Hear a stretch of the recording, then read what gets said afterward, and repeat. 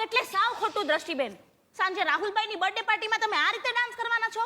હવે હું તમને સ્ટેપ બતાવું ને, જરા ધ્યાનથી જોજો. પેલા ડાબી બાજુએ લેવાનો સ્ટેપ.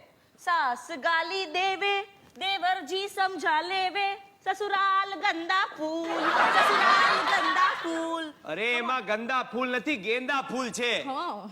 સસુરાલ વિશે તમને વધારે ખબર કે મને? ડોન્ટ ડિસ્ટર્બ નાઉ.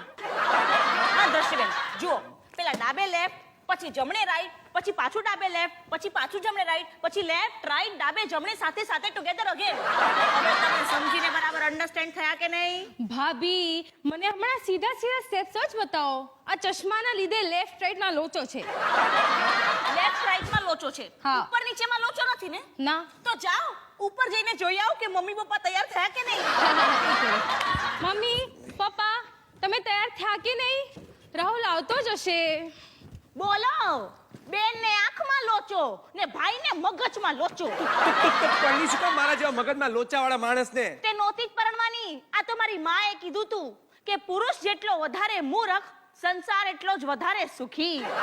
તો મેં પણ ક્યાંક વાંચેલું અમલમાં મૂક્યો હોત ને તો આજે દુખી નો થયો હોત. શું? કે વાંકાનેરની છોકરીને તો પરણવું ન જોઈએ. મનનું? ના ના, એટલે આટલી છોકરીઓથી તો ખાસ દૂર રહેવું. એ ભાવનગરની ભાન વગરની, ચોરવાડની ચસ્કેલ, વેરાવળની વેતા વગરની ને વાંકાનેરની વંઠેલ. તે અમે લોકો રહેતા હતા વાંકાનેરમાં, બાકી મારો જન્મ બાય બર્થ તો મોરબીમાં થયો છે. તો મોરબી માટે તો ખાસ લખ્યું છે.